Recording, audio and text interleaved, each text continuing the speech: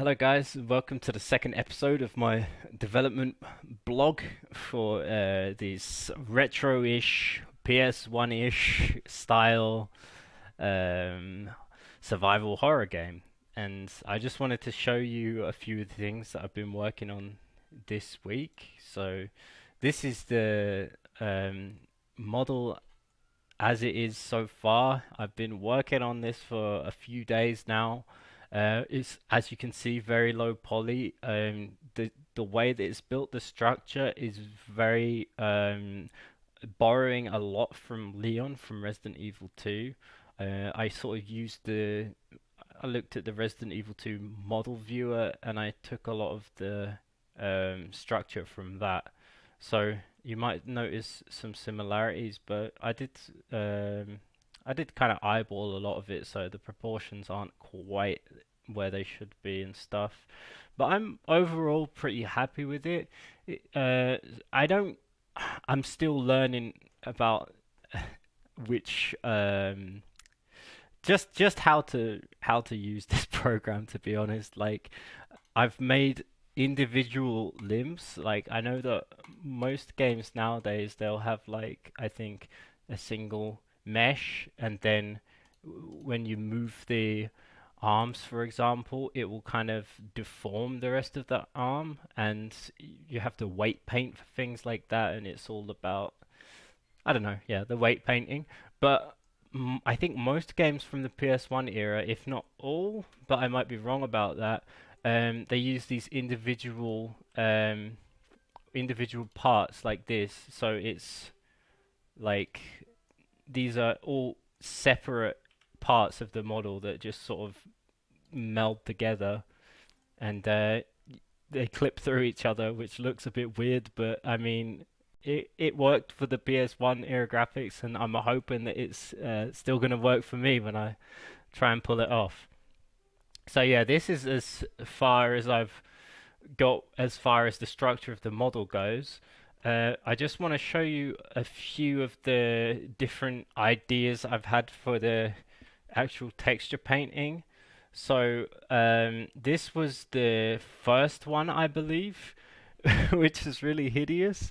Um, and one of the reasons for that is that I haven't got smooth shading on, so all of the polygons are really kind of obvious, and it's being shaded in a way that it just would not be shaded once it's in the engine and stuff. So you know, you can see how the light is kind of reflecting off of this hair here, and you can just obviously see the shape of the model. So it won't be like that. And also, I didn't disable texture filtering here, so you notice that the pixels are really blurry, and that's something that I've avoided with the rest of the takes, I could call them. So this was the second go at it, which I was kind of happy with, to be honest. Like, it looks it's not great. Like, I'm not an artist. And that's what I want to make clear, is that I've been drawing for a while, since I was a kid, but I've never been amazing at it, but I do enjoy it. So, you know, I put time into the things I do, and then I guess it doesn't really matter, because my game is not supposed to be a beautiful art project, you know. It's just meant to be something reminiscent of the PlayStation days, and I don't think you need to have the most beautiful graphics ever to achieve that. It's great if you're an amazing artist and you can make some wonderful things, but I'm not, so I've just got to work on my art, and try and do my best. So this was after I put this second take into the Unity, into the game engine, and I added some shading, and now we've got the smooth shaded faces, so it looks a lot more natural and a lot better. And it was just a test to see what it looks like with the light bouncing off it, really. And I was actually really happy with the result. And by the way, the reason for the slitty kind of eyes here is because I was just testing to see if I could make something like Metal Gear Solid 1, that kind of look, because all the characters in that game had like closed eyes, And I don't know if it was because they didn't want to figure out how to make the characters look around, or if it was, just easier to do it that way. I don't know, but it kind of worked for me, but I'm not sure if it's gonna go that way, to be honest. So I also rendered this short video. This is the in-game footage in the game engine, and as you can see, I found a vertex shader, or I don't know, material shader maybe. I'm not sure exactly what they're called, but it simulates the PS1 kind of wobbly effect that all the graphics had, which I kind of didn't like when I was playing on those games when I was younger, but there's a certain charm to it now, so I think I'm gonna keep that in there.